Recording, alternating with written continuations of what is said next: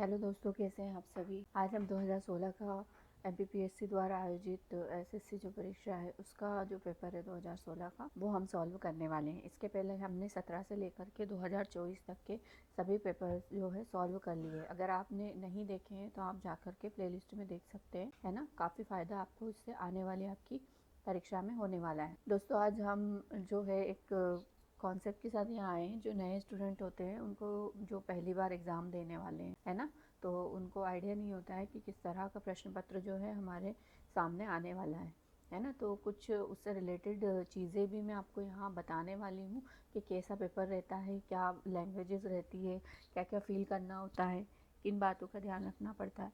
तो ये चीज़ें भी हम यहाँ इस वीडियो में डिस्कस करने वाले हैं। तो बने रहिए दोस्तों। चलिए स्टार्ट करते हैं आज का जो वीडियो है। इसमें फर्स्ट क्वेश्चन जो दे रखा है, इसमें दे रखा है निम्नलिखित में से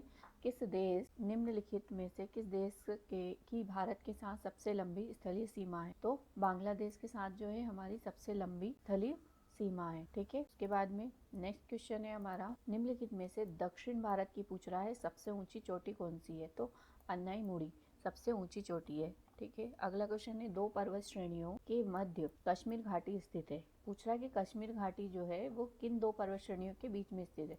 जैसे दो पर्वत श्रेणियां हो गई, है ना, और यहाँ पे है कश्मीर घाटी यहाँ पर। तो ये और ये वो कौन सी वाली पर्वत श्रेणी है, तो वो क्या है, बृहद हिमालय और पीर पंजाल। उनके मध्य में जो है क्या है, आपका कश्मीर घाटी स्थित है। नेक्स्ट क्वेश्चन है अपना, भारत के निम्नलिखित राज्यों को उनके भौगोलिक क्षेत्र के घटते क्रम में व्यवस्थित कीजिए। घटते क्रम में व्यवस्थित करना है, मतलब कि सबसे कम किसका है, फिर किसका है, फिर, है ना। तो सबसे कम ये जो चार दे रखे हैं उसमें सबसे कम किसका है, एक मिनट, सबसे पहले सॉरी सबसे ज़्यादा वाला पहले, उसके बाद सर्वाधिक से आपको न्यूनतम की ओर बढ़ना है। तो व्यवस्थित करना है। तो राजस्थान आपका फर्स्ट नंबर पर आ जाएगा, सेकंड पे आपका महाराष्ट्र आ जाएगा, थर्ड पे आपका कर्नाटक आ जाएगा, है ना, और फोर्थ पे आपका आ जाएगा तमिलनाडु, है ना। तो 1 4 2 3, है ना, 1 2 4। तो क्या आ रहा है, पहले नंबर पे आ जाएगा राजस्थान, दूसरे पे महाराष्ट्र आ जाएगा, है ना, और इधर तीसरे पे कर्नाटका और दूसरे जो फोर्थ नंबर पे तमिलनाडु, है ना। तो इस तरह से आ जाएगा। ऑप्शन नंबर सी यहाँ राइट आंसर है। अगला क्वेश्चन है, भारत की किस द्वीप का उद्गम ज्वालामुखी है ना। तो वो कौन सा है, बैरन द्वीप जो है उसका जो उद्गम है वो ज्वालामुखी है। निम्नलिखित में से कौन सा एक भारत में नीली क्रांति से संबंधित है ना।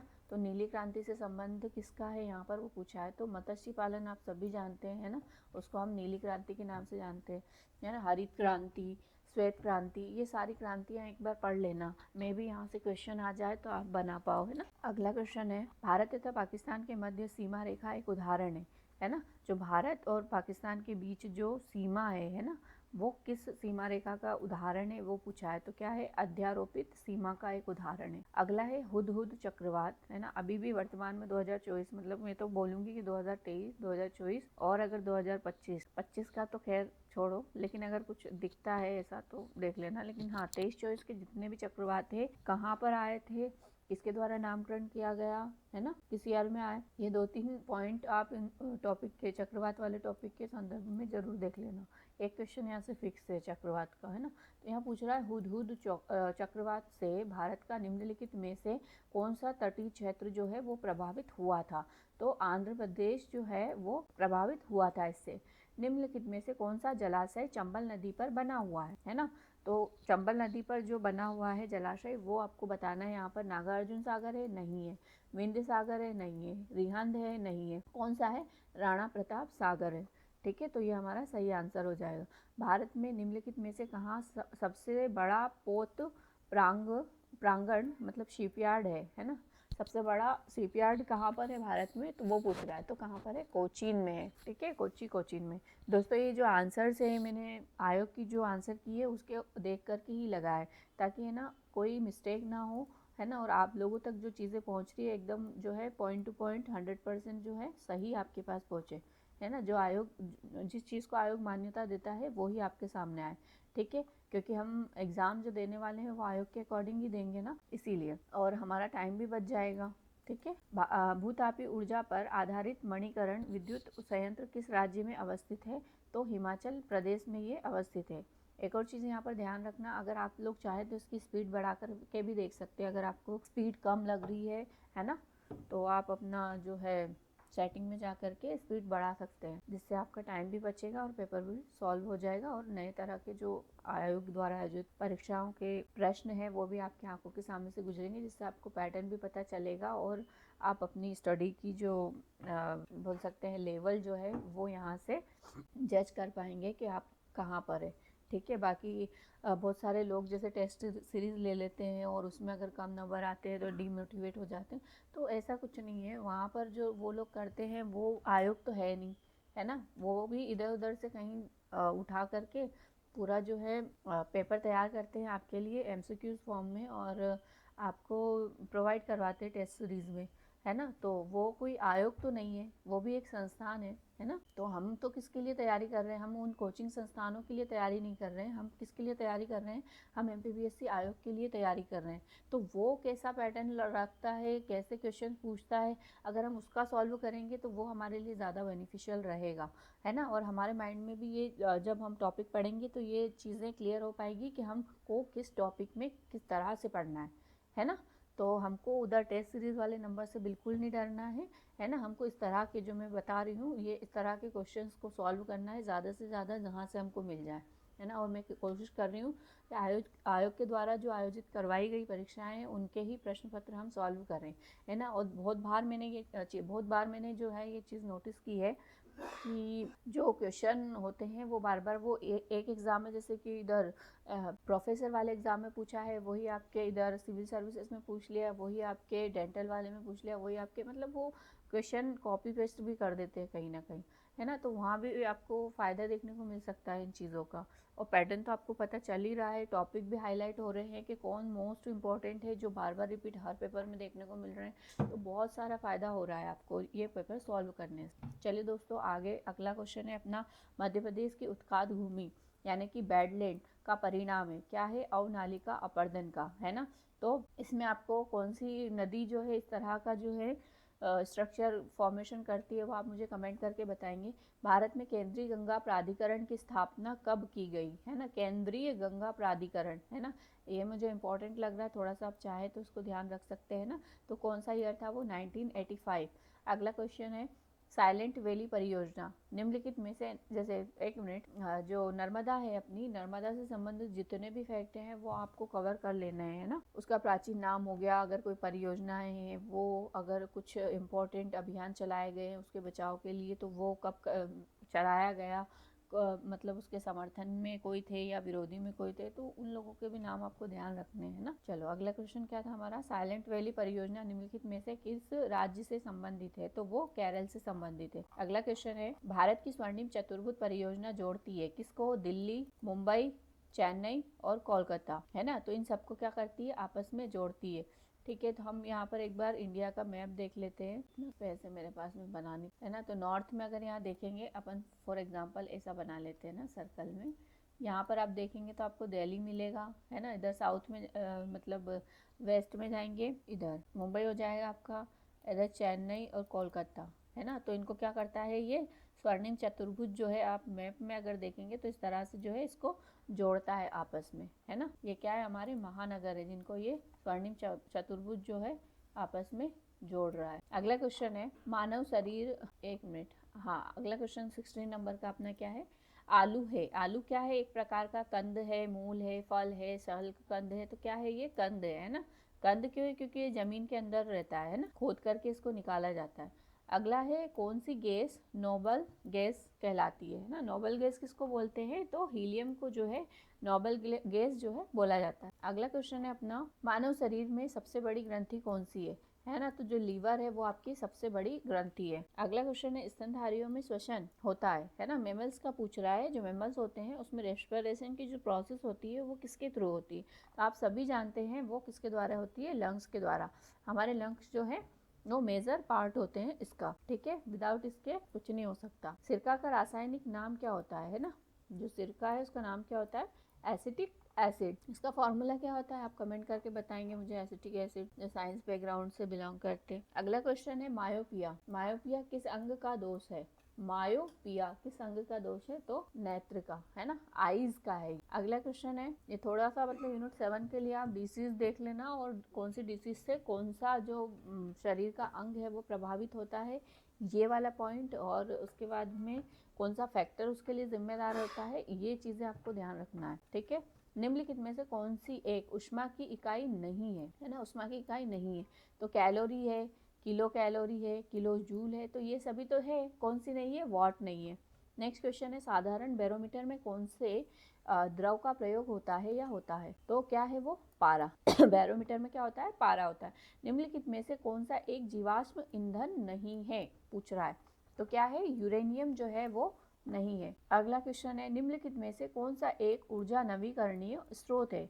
तो वो है सौर ऊर्जा। नेक्स्ट क्वेश्चन, मध्य प्रदेश में पंचवर्षीय योजना का विधिवत एवं वास्तविक शुभारंभ माना जाता है। पंचवर्षीय योजना के बारे में पूछ रहा है कि विधिवत शुभारंभ कब से माना जाता है? तो थर्ड जो पंचवर्षीय योजना थी तब से माना जाता है ना। नेक्स्ट क्वेश्चन है, स्टार्च क्या है ना, स्टार्च जो है वो क्या है, पूछ रहा है स्टार्च के बारे में। क्या है स्टार्च? एक प्रकार का पॉलीसेकेराइड है। नेक्स्ट क्वेश्चन है, प्रथम पोषक स्तर के अंतर्गत आते हैं, है ना, पोषक स्तर के अंतर्गत आते हैं, तो क्या आते हैं आपके? जो ग्रीन प्लांट्स होते हैं वो आते हैं आपके इसके अंतर्गत। पोषण के स्तर आपको पता होना चाहिए, है ना, से अलग अलग स्तर होते हैं, इस तरह का डायग्राम रहता है। हम जब थ्योरी पढ़ेंगे ना, मैं बहुत अच्छे से इन चीज़ों को बताऊंगी, है ना।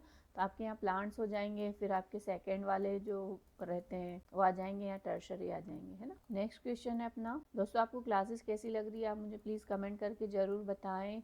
और आप थोड़ा सा डिस्क्रिप्टिव वे में चाहते हैं या फिर आपको ये डायरेक्ट जो आंसर लगा के मैं बता रही हूँ ये ज़्यादा अच्छा लग रहा है, कौन सा पैटर्न अच्छा लग रहा है, प्लीज़ कमेंट करके बताएं। और आने वाले टाइम में किस तरह की वीडियोस आप चाहते हैं वो भी ज़रूर आप बताएं मुझे। पाश्चुरीकरण संबंधित है दूध के निर्जमीकरण से, जो है इसका संबंध है ना, दूध के निर्जलीकरण से, दूध के किण्वन से, दूध के आसवन से, है ना। तो इसमें जो है निर्जमीकरण। अगला जो है, इस वाले क्वेश्चन के आंसर को आप एक बार जरूर चेक करना, थोड़ा सा डाउट जा रहा है पर आयोग का तो यही आंसर। ओजोन छिद्र का कारण है ना, तो क्या है? क्लोरोफ्लोरो कार्बन है, सभी जान। नेक्स्ट क्वेश्चन है, निम्न में से पर्यावरणविद जो है वो जल पुरुष के नाम से जाना जाता है। कौन सा पर्यावरणविद है जिनको जल पुरुष के नाम से जाना जाता है?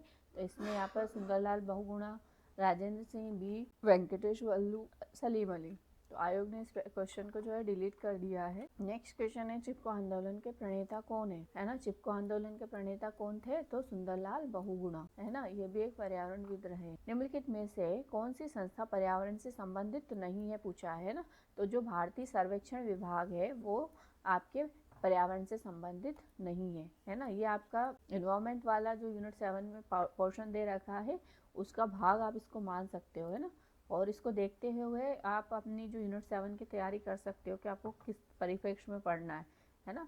अगला क्वेश्चन है, भारत में वन्यजीव संरक्षण अधिनियम, पूछ रहा है वन्यजीव संरक्षण अधिनियम किस वर्ष लागू किया गया था? तो कब किया गया था? 1972 में। नेक्स्ट क्वेश्चन, निम्नलिखित में से किस राज्य में वर्ष 2011 की जनगणना में सबसे कम जनसंख्या घनत्व दर्ज किया गया था? जनसंख्या घनत्व सबसे कम दर्ज कौन से ईयर में किया गया था?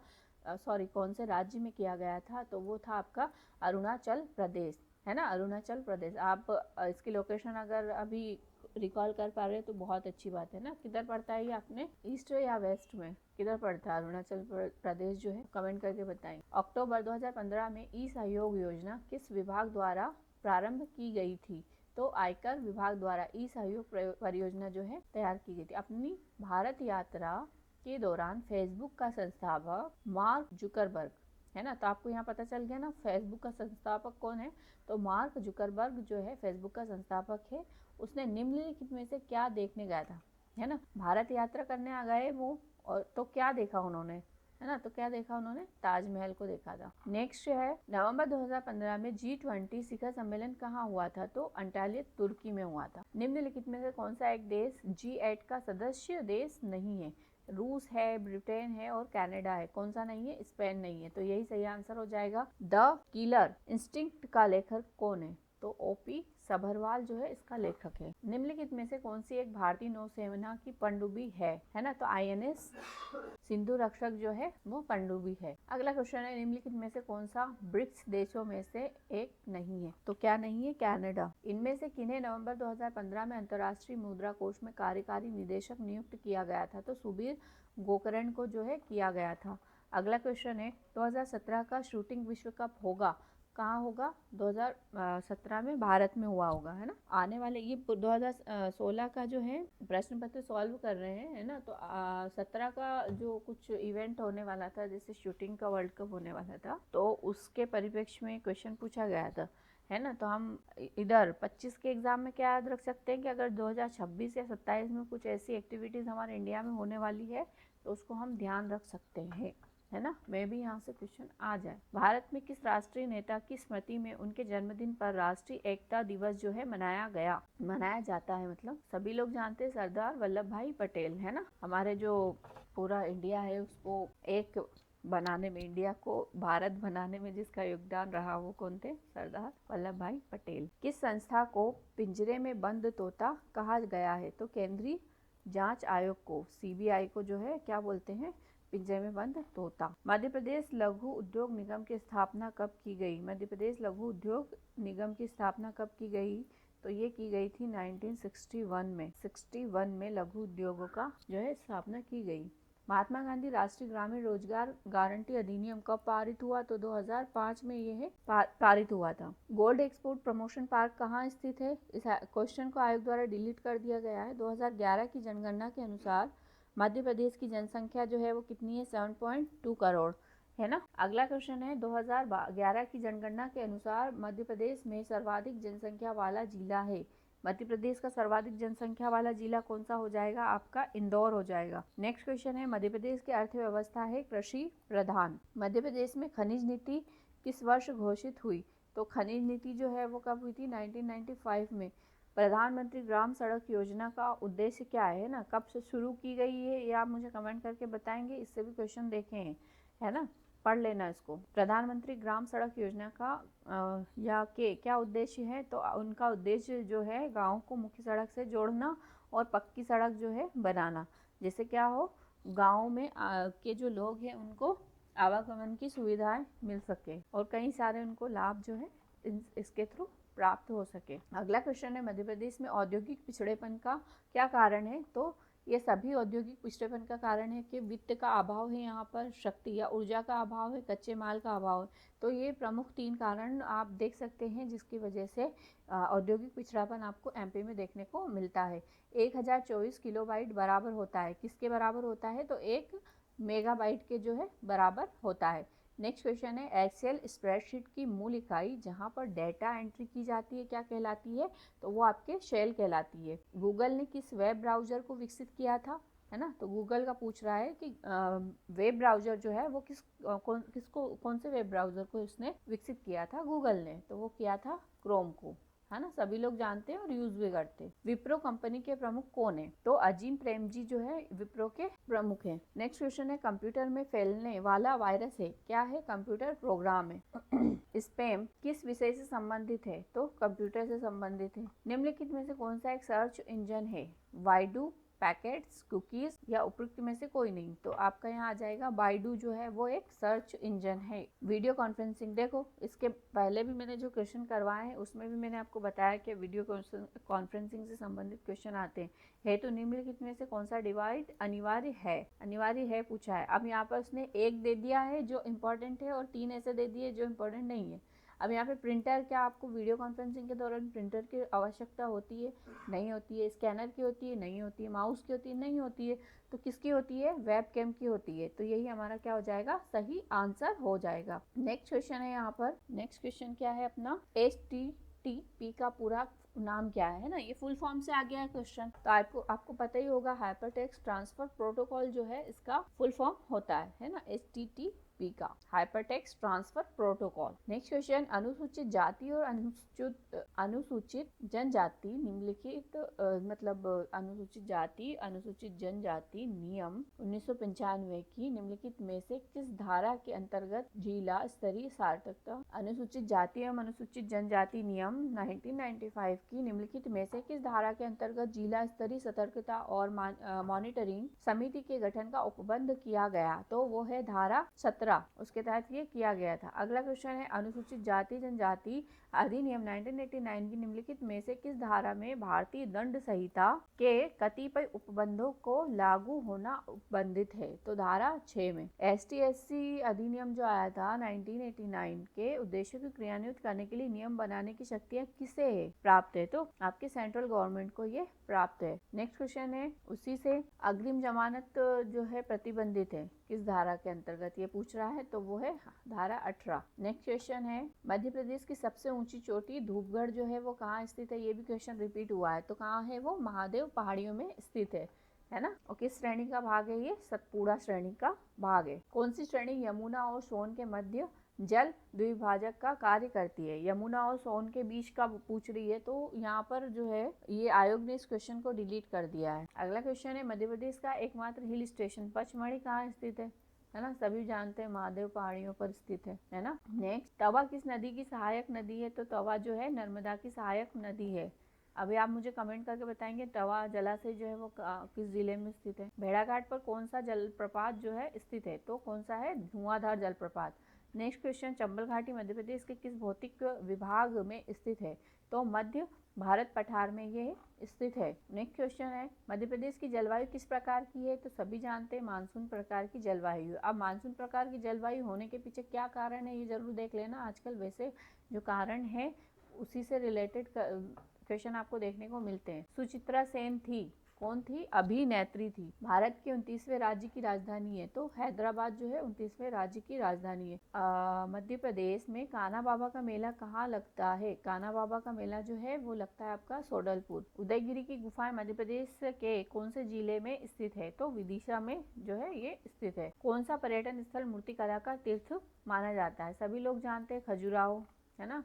कौन सी जनजाति लोहासुर को अपना देवता मानती है? तो अगरिया जो है अपने देवता किसको मानती है? लोहासुर को। भारत भवन कहाँ स्थित है? तो भारत भवन जो है वो भोपाल में स्थित है। इससे रिलेटेड भी फैक्ट आप पढ़ लेना, इसकी स्थापना कब की गई है ना, कब ये भोपाल में स्थानांतरित किया गया है ना, और इसके वास्तुकार कौन थे। कुछ इस तरह के प्रश्न आपको यहाँ पे से इस वाले टॉपिक से देखने को मिल सकते हैं। अगला क्वेश्चन है अपना, प्रतिशत की दृष्टि से मध्य प्रदेश में सर्वाधिक अनुसूचित जनजाति वाला जिला कौन सा है? प्रतिशतता पूछा है यहाँ पर, तो आपके ऑप्शन में जो है झाबुआ, बड़वानी, रतलाम और छिंदवाड़ा दिया हुआ है, और इसको जो ये क्वेश्चन है इसको आयोग ने डिलीट कर दिया है। नेक्स्ट है, निम्नलिखित में से कौन सा एक शेयर बाजार के संदर्भ में अप्रासंगिक है? तो सैप्स जो है वो अप्रासंगिक है, और यही हमारा सही आंसर हो जाएगा, क्योंकि सेंसेक्स होता है उसमें, BSE होता है, निफ्टी होता है ना, तो क्या नहीं होता है? सैप्स नहीं होता है, और यही हमारा सही आंसर हो जाएगा।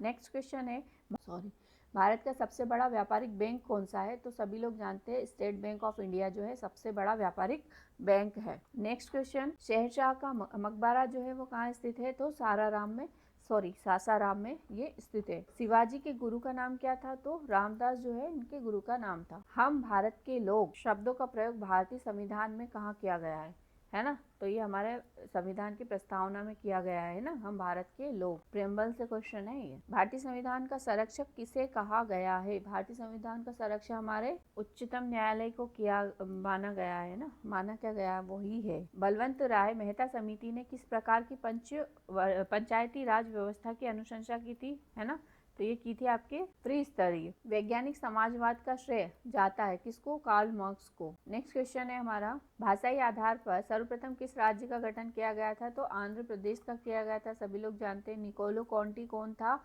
इटली का एक यात्री जिसने विजयनगर साम्राज्य की यात्रा की थी, है ना। विजयनगर साम्राज्य से भी क्वेश्चन देखने को मिलते हैं, सभी बोलते हैं, तो विजयनगर साम्राज्य भी आपको पढ़ लेना है अगर अभी टाइम है तो, अदरवाइज नो प्रॉब्लम। निकोली कॉन्टी कौन था? विजयनगर साम्राज्य की उसने यात्रा की थी, इटली का वासी था। क्रिकेट का मक्का किसको बोला जाता है? कौन से मैदान को बोला जाता है? तो लॉर्ड्स जो है उसको बोला जाता है। फुटबॉल को ओलंपिक खेलों में कब शामिल किया गया? तो 1900 में जो है इसको शामिल किया गया पेरिस में। चटगांव अमारी रेड से इनमें से कौन संबंधित था? तो सूर्यसेन यहाँ से संबंधित थे। वेवेल योजना किस वर्ष प्रस्तुत की गई थी? है ना, वेवेल प्रस्ताव जो आया था वो कब प्रस्तुत की गई थी? तो आपके 1945 में। भूमि अधिग्रहण अधिनियम 1894 के संदर्भ में निम्नलिखित में से कौन सा कथन सही नहीं है पूछा है? तो इसको ब्रिटिश शासकों ने बनाया था। भूमि अधिग्रहण अधिनियम ब्रिटिश शासकों ने बनाया था, सही है। और उसके बाद इसका उद्देश्य भारत में भूमि सुधार प्रक्रिया को बढ़ावा देना था, तो ये गलत है। और यह भारत की संसद के एक अन्य अधिनियम द्वारा प्रतिस्थापित किया जा चुका था, इसका क्रियान्वयन विवादित हो गया। तो ये 3 कथन सही है। सही कौन सा नहीं है? ये वाला, बी वाला जो आंसर हो। इनमें से कौन नीति आयोग से संबंधित है? तो नरेंद्र मोदी जी जो है नीति आयोग से संबंधित। मानव अधिकार संरक्षण अधिनियम 1993 की किस धारा में लोक सेवक की परिभाषा दी गई है ना? तो धारा 2M में। एक बार ये ऐसा क्वेश्चन भी देखने को मिला है कि लोक सेवा कौन होगा, है ना, ऐसा क्वेश्चन देखने को। तो यहाँ पर हमारे जो है 100 क्वेश्चन 2016 का जो पेपर हुआ था उसके कंप्लीट होते हैं, है ना। इसी के साथ हम अब डिस्कस कर लेते हैं कि पेपर किस तरह का होता है। तो दोस्तों पेपर इसी तरह का आपको देखने को मिलेगा। कुछ आयोग रिलेटेड जो अधिनियम रिलेटेड जो क्वेश्चन है वो आपको कम देखने को मिलेंगे, बाकी तो पैटर्न ऐसा ही होने वाला है आयोग का, है ना। अब पेपर कैसा दिखेगा आपको आने वाले आपके एग्ज़ाम में, तो लगभग आप इस तरह का पेपर अपने सामने देखेंगे। यहाँ पर उसका टाइटल रहेगा किस ईयर का वो है, ये आपको यहाँ पे देखने को मिल सकता है ना। कौन सा सेट है तो वो सेट आपको यहाँ लिखा रहेगा। अब यहाँ पे आपका जो भी रोल नंबर आपके एडमिट कार्ड में लिखा हुआ है वो आपको फिल करना है ना। यहाँ पर जो भी है नंबर्स उसके आपको यहाँ फिल करने रहेंगे। उसके बाद में जो है यहाँ पर आप देख सकते हो बुकलेट नंबर आता है इधर, है ना, राइट हैंड साइड पर टॉप पर। तो ये आपको आपकी जो OMR सीट होती है उसके अंदर फिल करना पड़ता है। वहाँ पे आपको ऐसे कॉलम्स दे रखे होते हैं, वहाँ पे आप ये नंबर्स को फिल करेंगे और उसके नीचे आपको ऐसी रो देखने को मिलेगी 0 से लेकर के 9 तक, ऐसे 1 2 3, और उसको ये सर्कल में रहेंगे। तो फॉर एग्जांपल यहाँ पर 1 है तो आपको ये 1 वाला जो सर्कल है इसको फिल करना है पूरी तरह से। ऐसा नहीं कि इस रो में आप 2-3 कर रहे हो, नहीं, जो नंबर आपने यहाँ लिखा है वही नंबर आपको यहाँ पर फिल करना रहेगा, ठीक है, गोला भरना रहेगा। ऐसे ही 0 से 9 हर रो में आपको देखने को मिलेंगे। हर कॉलम, ये कॉलम दे देंगे और कॉलम में आप अपना रोल नंबर फिल कर देंगे, और जो कॉलम में आपने रोल नंबर फिल किया है वही आपको नीचे क्या करना है, यहाँ पर सर्कल उस नंबर से रिलेटेड सर्कल जो है फिल करना है। तो इस तरह से आपको करना रहेगा। और यहाँ पर बता रहा है कि जो आपका टाइम है, सभी लोग अगर एग्ज़ाम दे रहे हैं तो ये चीज़ तो पता ही होगी, फिर भी मैं बता देती हूँ कि 2 घंटे का आपका पेपर रहने वाला है ना। लगभग 32 पेज के आसपास इसको में देखने को मिलेंगे। और कितने नंबर का क्वेश्चन पेपर रहता है ये, तो आपका 200 नंबर का ही रहता है। 100 प्रश्न आते हैं इसके अंदर, है ना। 100 प्रश्न आपको देखने को मिलेंगे और प्रत्येक प्रश्न जो है वो 2 मार्क्स का रहेगा। तो इस प्रकार से आपके कितने हो जाएंगे, है ना, 100 नंबर जो आपके प्रश्न के रहने वाले हैं, और प्रत्येक प्रश्न जो है वो 2 नंबर का, ऐसे करके आपके कितने हो जाएंगे, 200। तो इस तरह से देखने को मिलेगा। और निर्देश है जो कोई नहीं पढ़ता है लेकिन हमको पढ़ लेना चाहिए, यहाँ पे पढ़ लो, वहाँ नहीं पढ़ोगे टाइम नहीं रहेगा तो, है ना। तो क्या रहेगा, प्रश्न पुस्तिका 2 भाषाओं में। कौन सी 2 भाषाओं में? अंग्रेजी में और हिंदी में छपी है। परीक्षार्थी अपनी सुविधा अनुसार कोई भी भाषा चुन सकता है, लेकिन आपको ये ध्यान रखना है कि हमारा अगर हिंदी मीडियम है तो हिंदी वाले क्वेश्चन ही देखें। अगर कुछ प्रॉब्लम आ रही है तो हम जरूर इंग्लिश को प्रेफर कर सकते हैं, वहाँ पे उस क्वेश्चन का जो है इंग्लिश ट्रांसलेशन देख सकते हैं, है ना। और एक चीज़ और ध्यान रखना है कि जो मान्यता दी जाती है वो हिंदी वाली चीज़ को ज़्यादा दी जाती है। मतलब हिंदी में प्रश्न पत्र कैसा है, क्वेश्चन किस तरह से पूछा है, तो आप उसको याद रखें, है ना। कहीं कन्फ्यूज़न हो रहा है तो आप हिंदी वाले को प्रेफरेंस देंगे। सेकेंड नंबर पे क्या बोल रहा है कि प्रश्न पत्र में प्रश्नोत्तरी की निर्धारित संख्या कितनी है, 100 है। परीक्षार्थी आश्वस्त हो ले कि उसने प्रश्न पत्र में निर्धारित संख्या में प्रश्न मुद्रित है। आपको क्या करना है, प्रश्न पत्र जब आता है अपने हाथ में तो आपको पूरा 1 से लेकर 32 पेज तक आपको पूरा चेक करना है कि क्या मेरे सारे 1 से लेकर के 100 तक के सारे क्वेश्चन दे रखे हैं ना, इसमें कोई सा पेज रिपीट तो नहीं हो गया, कोई सा पेज जो है वो मतलब उसमें कुछ मिस्टेक्स तो नहीं है, तो ये चीज़ें भी आपको चेक करना रहती है वहाँ पर।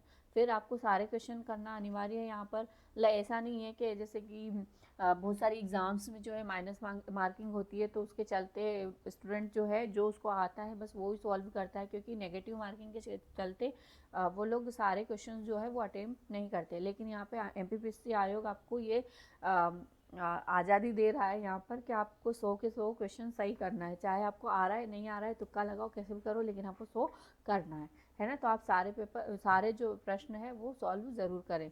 उसके बाद यहाँ पर है सभी प्रश्नों के अंक समान है, मतलब 1 से लेकर जो 100 तक के जितने भी क्वेश्चन वो देगा, है ना, तो प्रत्येक कितने अंकों का होगा, आपके 2 अंक का होगा, है ना। तो 2 इंटू 100 कर देंगे तो अपना कितना हो जाएगा, 200 हो जाएगा, है ना। 2 इंटू 100 कर देंगे हम तो हमारा हो जाएगा 200, है ना। नेक्स्ट क्या बोल रहा है, प्रश्न पत्र के आवरण पृष्ठ पर प्रश्न पत्रों में लगे प्रश्न की संख्या दी गई है ना। तो इसमें जो है पेपर पर आपको यहाँ पर देखने को मिल सकता है, जैसे अपन यहाँ देखेंगे, है ना। तो ये संख्या दी गई है ना, कौन सा पेज नंबर पर। फिर बोला है कि परीक्षार्थी आश्वस्त हो ले कि उसने प्रश्न पत्र में निर्धारित संख्या में प्रश्न लगे हैं, अभी मैंने ऊपर बताया था, है ना, अन्यथा वह दूसरा प्रश्न पत्र जो है मांग सकता है। नेक्स्ट है प्रदत्त उत्तर शीट पर दिए निर्देशों को ध्यानपूर्वक पढ़ें तथा उस अपने उत्तर तदनुसार अंकित करें। मतलब जो OMR सीट आपको मिलने वाली है उसके अंदर भी कुछ निर्देश दिए हुए हैं कि किस तरह से आपको फिल करना है, क्या करना है, सारी चीजें आपको वो भी देखना है ना। उसके बाद ही अपना जो है सॉल्व करना है, नहीं तो हड़बड़ाहट में क्या होता है, फिर टाइम नहीं बचता है। बहुत सारे लोग अपना रोल नंबर गलत फिल कर देते हैं, है ना, सेट गलत फिल कर देते हैं, या फिर आपका जो ये था, मैंने क्या बताया था यहाँ पर, बुकलेट नंबर जो है वो गलत फिल कर देते हैं। तो आपको ये चीज़ें ध्यान से करना है फिल, ठीक है। पेपर सॉल्व करने के पहले ही ये आराम से, जब पहले ही आपको MR सीट मिल जाती है ना, तो उसमें अपना नाम, रोल नंबर वगैरह सब कुछ आप अच्छे से फिल कर दें, उसके बाद ही आप अपना पेपर स्टार्ट करें। नेक्स्ट क्या बोल रहा है कि कृपया उत्तर शीट पर निर्धारित स्थानों पर निर्धारित प्रविष्टियां करें, अन्य स्थानों पर नहीं, है ना। जो चीज़ जहाँ आपको करनी है वहीं पर करें, इधर उधर कहीं भी आपको नहीं करना है कुछ भी ना छेड़खानी। अगला है परीक्षार्थी सभी रफ कार्य प्रश्न पत्र के अंतिम पृष्ठ पर निर्धारित स्थानों पर ही करें, अन्यत्र कहीं नहीं, तथा उत्तर पुस्तिका पर भी नहीं। मतलब कि जो MR सीट है उस पर भी आपको कुछ फालतू एक्स्ट्रा नहीं लिखना है, जो आपके माइंड में चल रहा है कि मैं ऐसे सॉल्व कर सकता हूँ, ऐसे कर सकता हूँ, तो वो चीज़ आपको वहाँ पर नहीं करना है। आपके पेपर के अंदर जैसे हम लोग इतने टाइम से ये सॉल्व कर रहे हैं, तो एंड में हमको यहाँ पर 2 पेज एक्स्ट्रा देखने को मिलते ही है, वो मैंने आपको बताया नहीं। जैसे 32 नंबर का ये लास्ट आ गया, देखो ये लिखा हुआ है ना रफ कार्य के लिए जगह, लिखा हुआ है ना रफ कार्य के लिए जगह, तो यहाँ पे आपको पूरा का पूरा पेज प्रोवाइड करवाए जाते हैं, है ना। लगभग 2-3 पेज रहते हैं ये एंड में, है ना, इसमें नहीं दिया हुआ लेकिन रहते हैं। तो आप यहाँ पर जो भी आपको करना है अपना, है ना, रफ वर्क, वो आप यहाँ पे कर सकते हो, ठीक है। और इधर उधर कहीं भी नहीं करना है, ना आपको पेपर पे करना है, ना आपको अपनी जो है आंसर शीट उसके ऊपर करना है गलती से। नेक्स्ट क्या बता रहा है, यदि किसी प्रश्न में किसी प्रकार की कोई मुद्रण या तथ्यात्मक प्रकार की त्रुटि हो तो प्रश्न के हिंदी तथा अंग्रेजी रूपांतरणों में से अंग्रेजी रूपांतरण को मानक माना जाए। अब यहाँ पर इंग्लिश वाले को मान्यता बोल रहा है, मैंने आपको हिंदी का बोला था, है ना, तो इंग्लिश वाला जरूर चेक कर ले, उसको मानक माना जाए। तो ये था आज का क्वेश्चन पेपर 2016 का जो हमने सॉल्व किया। कैसी लगी आपको क्लास, है ना, इंफॉर्मेटिव लगी या नहीं, प्लीज़ कमेंट करके बताइए। और अगर अच्छी लगी तो अपने दोस्तों के साथ शेयर भी करिए, लाइक भी करिए, और चैनल पर नए हैं तो चैनल को सब्सक्राइब भी करिए, क्योंकि आने वाले टाइम में और भी बहुत कुछ हम लाने वाले हैं, है ना, जिससे आपको अपने एग्ज़ाम में काफ़ी फ़ायदा होने वाला है, ठीक है। और आप प्लेलिस्ट में जाकर ज़रूर चेक करें, मैंने बहुत सारे जो इंपॉर्टेंट चीज़ें हैं वो वहाँ पर करवा रखी है। कुछ टॉपिक्स जो हैं वो आपको वहाँ पर मिल जाएंगे राज्यपाल वगैरह के, है ना, जहाँ से क्वेश्चन आपके बनते ही बनते हैं। लगभग 2 क्वेश्चन आते हैं हर बार राज्यपाल से, तो आप प्लेलिस्ट में जाकर वो क्लास देख सकते हैं। आप वो क्लास मात्र देख ही लेंगे तो आपका बहुत फ़ायदा होने वाला है आने वाली आपकी एग्ज़ाम में, ठीक है। मैंने कुछ ट्रिक्स वगैरह, कुछ टिप्स भी वहाँ पर बताइए कि आप कैसी चीज़ों को याद। ओके दोस्तों, ध्यान रखिए अपना, है ना, पढ़ते रहिए मन लगा करके, है ना, ठीक है। Bye bye.